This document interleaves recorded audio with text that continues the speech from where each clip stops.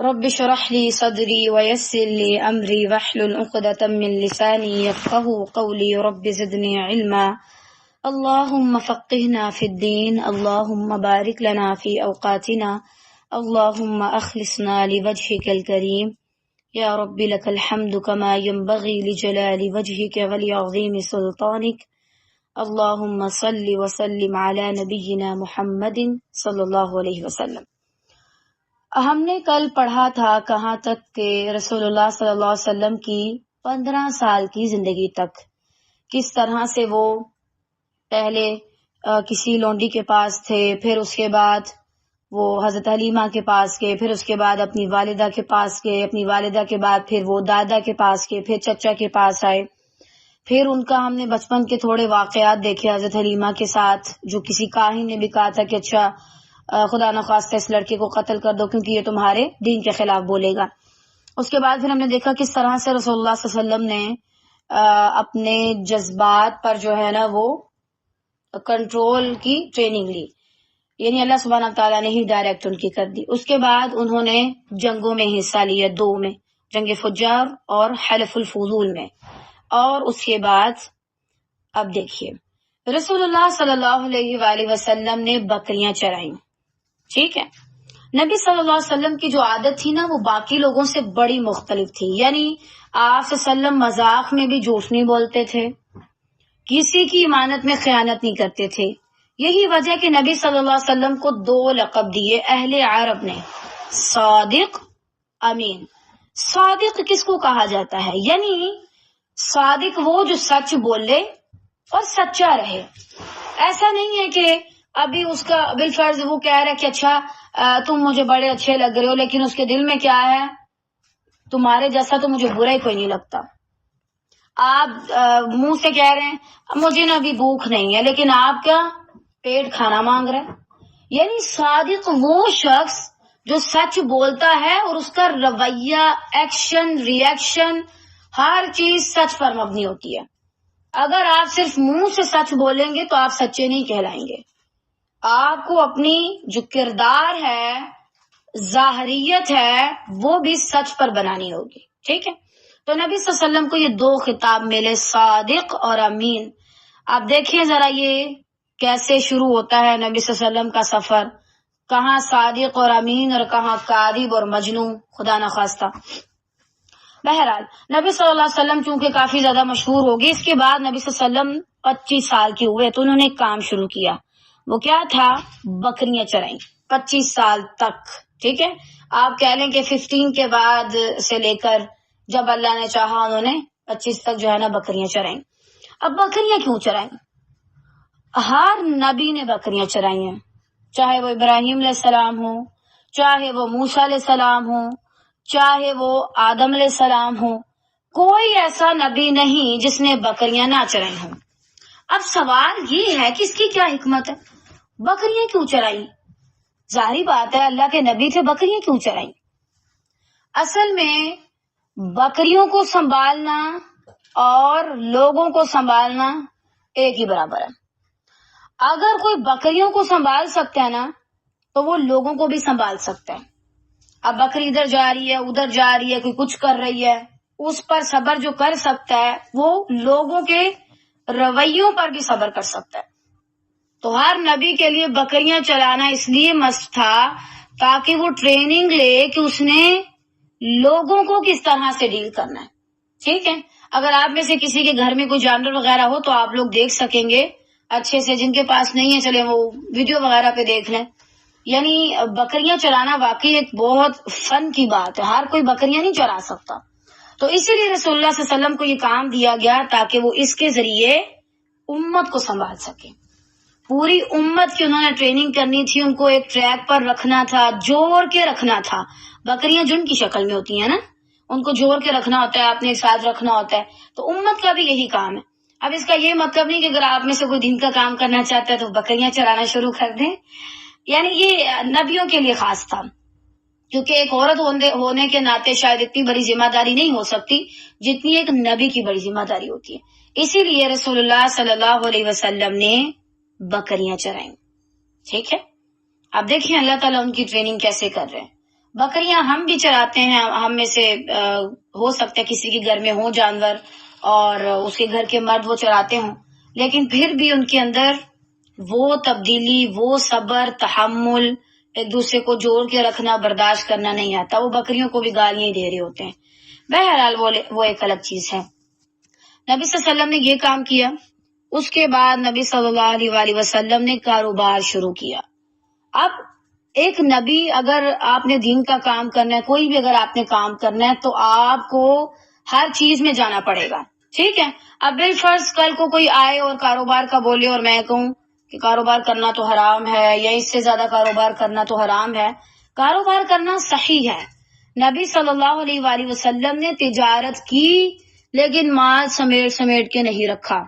تجارت کس کو کہتے ہیں؟ تجارت کہتے ہیں اسی کو ہے. بالفرض میں نے 10,000 کا سامان بیچا، 10,000 کا لے آیا، ٹھیک ہے، بیچ میں سے مجھے پھر 1,000 بچ گیا، پھر میں نے سامان لایا، پھر بیچا. اس کو کہتے ہیں تجارت، یعنی لے کے آنا چیز اور پھر اس کو بیچنا، پھر لے کے آنا، پھر بیچنا. اور اس کے لیے نبی صلی اللہ علیہ وسلم نے برکت کی بھی دعا کی ہے. تو یہ تھا نبی صلی اللہ علیہ وسلم کا بزنس میں آنے کا پہلا سفر. اور یہ کیسے ہوا؟ خدیجہ رضی اللہ تعالی عنہا مکہ کی ایک معزز خاتون تھی. اس وقت نبی صلی اللہ علیہ وسلم کی جو عمر ہے وہ پورے 25 سال تھی. ٹھیک ہے. ابن اسحاق کا بیان ہے کہ خدیجہ بنت خویلد، یہ ان کے باپ کا نام تھا، ایک معزز، مالدار اور تاجر خاتون تھی. لوگوں کو اپنا مال تجارت کے لیے دیتی تھی اور پھر ان کو ایک حصہ دیتی اور پھر دوبارہ اپنا جو ہے وہ منافع لے لیتی. یعنی جو چیزیں بیچ رہا ہوتا تھا اس کو بھی فائدہ دیتی اور اپنا بھی لیتی، پھر اس کے ساتھ دوبارہ کرتی. پورا جو قبیلہ قریش تھا وہی تاجر پیشہ تھا. ٹھیک ہے. جب حضرت خدیجہ رضی اللہ تعالیٰ عنہ کو پتا چلا کہ اچھا مکہ میں ایک شخص ہے جس کو صادق اور امین کہا جاتا ہے اور بڑا وہ سچ بولتا ہے، امانتدار ہے، اچھے اخلاق والا ہے، تو انہوں نے پیغام بھیجا اپنے غلام میسرہ کے ساتھ. اس کے ذریعے پیغام بھیجا کہ نبی صلی اللہ علیہ وسلم آئیں اور میں آپ کو کچھ اجرت دیا کروں گی، تو آپ میرا مال جا کر جو ہے وہ بیچ دیں. کیونکہ وہ انسان جس کا اخلاق اچھا ہے وہ زیادہ اچھا بزنس کر سکتا ہے. جس کا اخلاق اچھا نہیں، نہ وہ بزنس کر سکتا ہے، نہ وہ دین کا کوئی کام کر سکتا ہے. کیونکہ اخلاق ہر چیز میں بہت زیادہ میٹر کرتا ہے. لہٰذا خدیجہ رضی اللہ تعالی عنہا کے ساتھ نبی صلی اللہ علیہ وسلم نے مال تجارت شروع کیا. ان سے وہ مال لیتے اور مال لے کر جاتے اور جا کر بیچتے، لیکن انتہائی انصاف اور برکت تھی. نبی صلی اللہ علیہ وسلم کے انصاف کا ایک واقعہ یہاں سے دیکھیں کہ ایک بار نا کچھ کھجوریں تر تھیں اور کچھ خشک تھیں. اب دونوں کے ریٹ میں فرق ہوتا ہے. نبی صلی اللہ علیہ وسلم نے مکس اپ کر کے نہیں بیچی. جو تر تھی ان کا الگ ڈھیر لگایا، جو خشک تھی ان کا الگ لگایا، اور پھر جو ہے نا ان کا ریٹ بڑھایا. ایک کا ریٹ ہائی انصاف اور برکت تھی. نبی صلی اللہ علیہ وسلم کے انصاف کا ایک واقعہ یہاں سے دیکھیں کہ ایک بار نا کچھ کھجوریں تر تھیں اور کچھ خشک تھیں. اب دونوں کے ریٹ میں فرق ہوتا ہے. نبی صلی اللہ علیہ وسلم نے مکس اپ کر کے نہیں بیچی. جو تر تھی ان کا الگ ڈھیر لگایا، جو خشک تھی ان کا الگ لگایا، اور پھر جو ہے نا ان کا ریٹ بڑھایا. ایک کا ریٹ الگ رکھا، دوسری کا ریٹ الگ رکھا اور پھر اس کو بیچا. اب ظاہری بات ہے اس میں اللہ تعالیٰ کی طرف سے یہ بھی حکمت تھی کہ چونکہ نبی صلی اللہ علیہ وسلم بزنس کر رہے تھے، یعنی تجارت کر رہے تھے، تو مختلف لوگوں کے ساتھ ملتے، نبی صلی اللہ علیہ وسلم کا بھی تجربہ بڑھتا، لوگوں کے ساتھ ان کو ڈیل کرنے کا پتہ چلتا، لوگوں کی مختلف طرح کی جو ہے وہ کردار سامنے آتے. اچھا کوئی شخص ایسا ہو سکتا ہے، کوئی ایسا ہو سکتا ہے، کوئی ایسا ہو سکتا ہے. تو یوں کہہ رہے کہ نبی صلی اللہ علیہ وسلم زیادہ مشہور ہونا شروع ہو گئے کہ بھائی مکے میں ایک تاجر ہے، بڑا ایماندار ہے، چیزیں بیچتے اور بتاتا بھی ہے، جس کے اندر نقص ہوتا ہے وہ بھی بتاتا ہے اور جس کے اندر کوئی عیب نہیں ہوتا وہ بھی بتاتا ہے. اچھی کوالٹی کی بھی رکھتا ہے اور جس کی اچھی کوالٹی نہیں ہوتی وہ بھی بتا دیتا ہے. تو یہ نبی صلی اللہ علیہ وسلم کا انصاف تھا. حضرت خدیجہ رضی اللہ تعالی عنہ نے جب دیکھا، کیونکہ وہ اس سے پہلے بھی نا کام کر چکی تھی کافی لوگوں کے ساتھ، تو انہوں نے دیکھا کہ یہ شخص جب سے کام کر رہا ہے کافی زیادہ برکت بھی ہو رہی ہے، انصاف بھی اس کا بڑا مشہور ہے، ایسا بھی نہیں کہ معاذ اللہ آ کر بیچ میں کوئی پیسے کی بھی ہیرا پھیری نہیں کر رہا. بہت زیادہ امپریس ہوتی ہیں.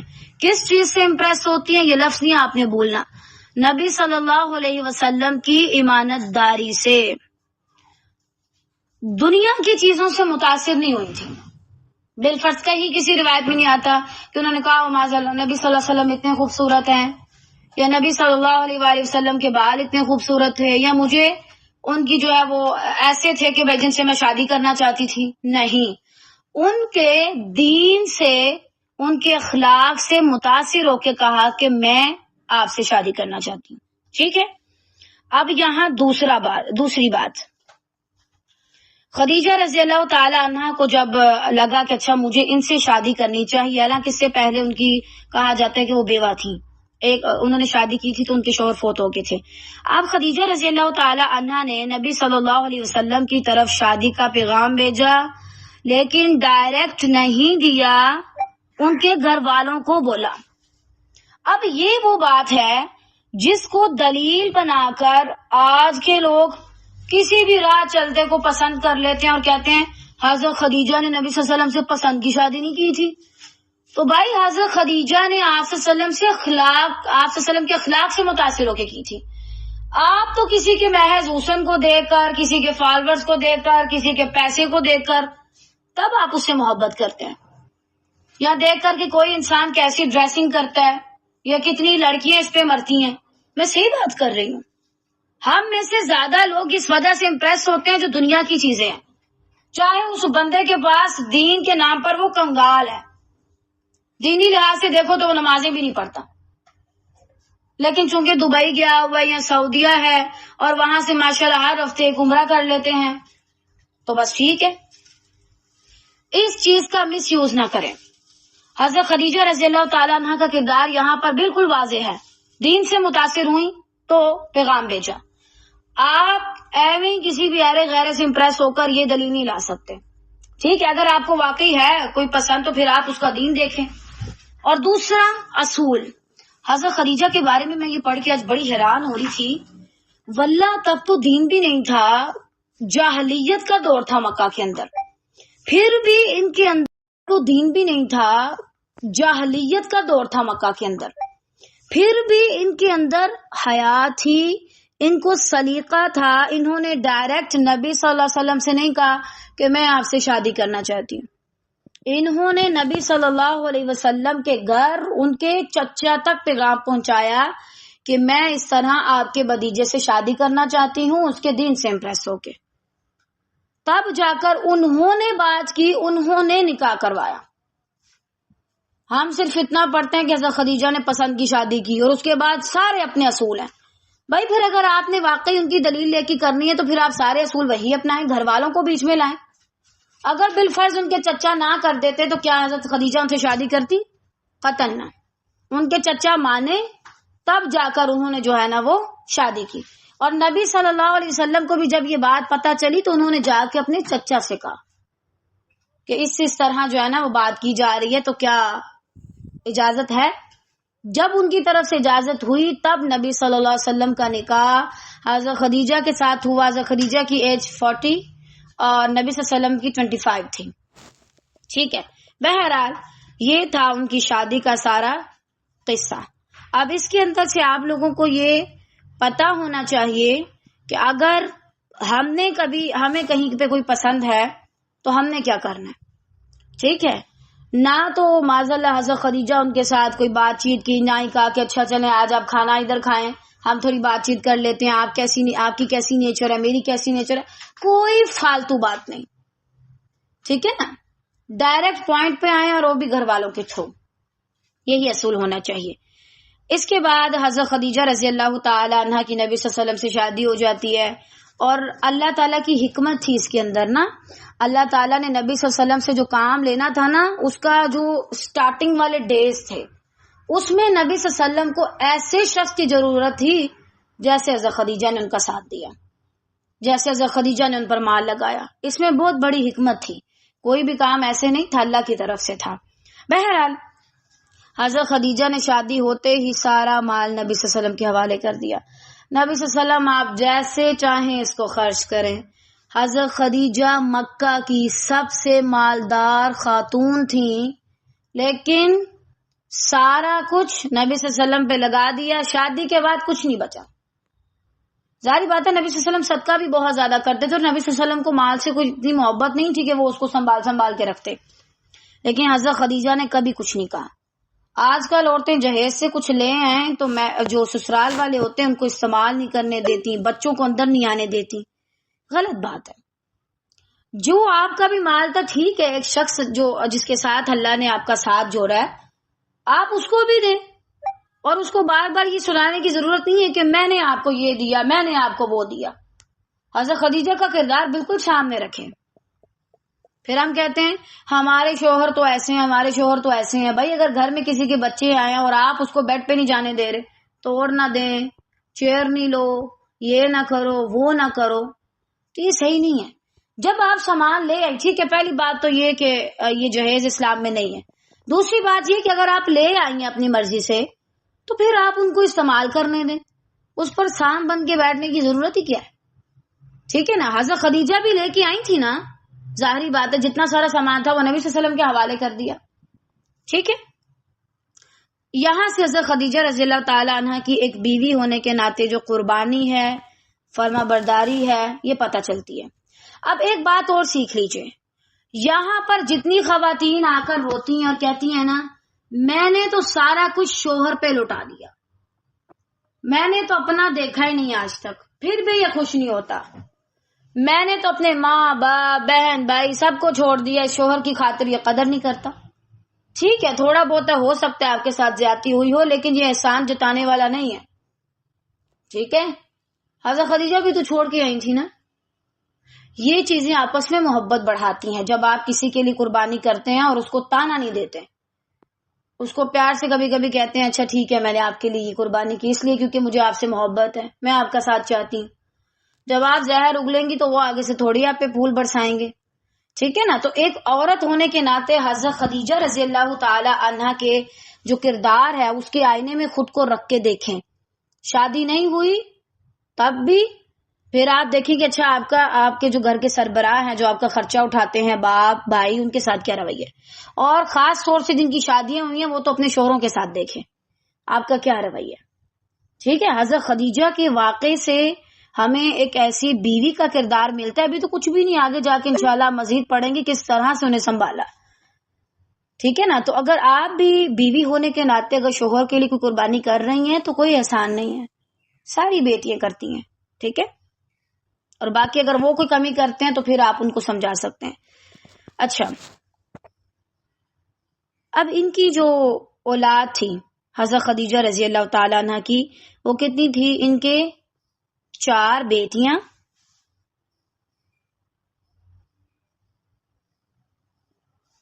اچھا اس کے حوالے سے نا ایک بات آپ سن لیجئے کہ جو اولاد تھی نبی صلی اللہ علیہ وسلم کو وہ صرف حضرت خدیجہ رضی اللہ تعالی عنہ کے ذریعے ملی، حالانکہ باقی بھی نبی صلی اللہ علیہ وسلم کی کافی زیادہ بیویاں تھیں، لیکن اللہ تعالیٰ نے اولاد صرف انہی کے بطن سے نبی صلی اللہ علیہ وسلم کو نصیب فرمائی۔ اب ان کی جو اولاد ہے اس کے بارے میں بہت سے لوگوں کا جو ہے نا وہ رد بھی ہے، ایک فرقہ اس کا رد کرتا ہے۔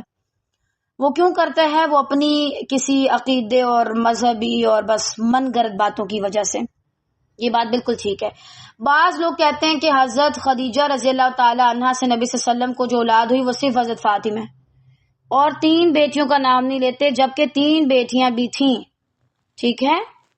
حضرت زینب، حضرت رقیہ، حضرت ام کلثوم اور حضرت فاطمہ رضی اللہ تعالی عنہن، یہ ساری چاروں نبی صلی اللہ علیہ وسلم کی بیٹیاں تھیں۔ آپ کوئی ایسا نہیں کہہ سکتا اپنی کسی بات کی وجہ سے کہ بھائی جو نبی صلی اللہ علیہ وسلم کی بیٹیاں ہیں وہ صرف معاذ اللہ ایک ہی ہیں، چاروں نبی صلی اللہ علیہ وسلم کی بیٹیاں ہیں، ٹھیک ہے۔ اس کے علاوہ نبی صلی اللہ علیہ وسلم کے جو بیٹے تھے وہ حضرت عبداللہ تھے، ٹھیک ہے، وہ پیدا ہوئے لیکن وہ بچپن میں ہی انتقال کر گئے تھے، اور جو ابراہیم علیہ السلام ابراہیم تھے وہ ایک لونڈی سے ہوئے تھے، ماریا ان کا نام بتایا جاتا ہے، تو وہ بھی جو ہے نا بات صرف انہی کے بطن سے نبی صلی اللہ علیہ وسلم کو نصیب فرمائی۔ اب ان کی جو اولاد ہے اس کے بارے میں بہت سے لوگوں کا جو ہے نا وہ رد بھی ہے، ایک فرقہ اس کا رد کرتا ہے۔ وہ کیوں کرتا ہے؟ وہ اپنی کسی عقیدے اور مذہبی اور بس من گرد باتوں کی وجہ سے، یہ بات بالکل ٹھیک ہے. بعض لوگ کہتے ہیں کہ حضرت خدیجہ رضی اللہ تعالی عنہا سے نبی صلی اللہ علیہ وسلم کو جو اولاد ہوئی وہ صرف حضرت فاطمہ ہے، اور 3 بیٹیوں کا نام نہیں لیتے، جبکہ 3 بیٹیاں بھی تھیں. ٹھیک ہے، حضرت زینب، حضرت رقیہ، حضرت ام کلثوم اور حضرت فاطمہ رضی اللہ تعالی عنہن، یہ ساری چاروں نبی صلی اللہ علیہ وسلم کی بیٹیاں تھیں. آپ کوئی ایسا نہیں کہہ سکتا اپنی کسی بات کی وجہ سے کہ بھائی جو نبی صلی اللہ علیہ وسلم کی بیٹیاں ہیں وہ صرف معاذ اللہ ایک ہی ہیں. چاروں نبی صلی اللہ علیہ وسلم کی بیٹیاں ہیں. ٹھیک ہے، اس کے علاوہ نبی صلی اللہ علیہ وسلم کے جو بیٹے تھے وہ حضرت عبداللہ تھے. ٹھیک ہے، وہ پیدا ہوئے لیکن وہ بچپن میں ہی انتقال کر گئے تھے. اور جو ابراہیم علیہ السلام ابراہیم تھے وہ ایک لونڈی سے ہوئے تھے، ماریا ان کا نام بتایا جاتا ہے، تو وہ بھی جو ہے نا بچپن میں ہی فوت ہو گئے تھے. بہرحال یہ نبی صلی اللہ علیہ وسلم کی جو ہے وہ اولاد تھی. اب یہ ساری جو ہے وہ ساری کی ساری ان کی اولاد تھی. ہم یہ نہیں کہہ سکتے کہ یہ نہیں تھا تو وہ نہیں تھا. وہ کیوں کہتے ہیں اس کی کوئی دلیل ہے، لیکن وہ بالکل بے دلیل ہے. اس کے اوپر پھر کبھی انشاءاللہ بات کریں گے. اب نبی صلی اللہ علیہ وآلہ وسلم کی ایج ہوئی 35 سال. ٹھیک ہے، یعنی بیچ میں اولاد بھی ہوئی، پھر نبی صلی اللہ علیہ وسلم نے کاروبار بھی کیا، پھر نبی صلی اللہ علیہ وسلم نے صدقات بھی کیے، دل کھول کے اللہ کے راستے میں خرچ کیا، بے انتہا خرچ کیا. اور پھر اس کے بعد کچھ واقعات ہوتے ہیں جو کہ انشاءاللہ ہم کل پڑھیں گے.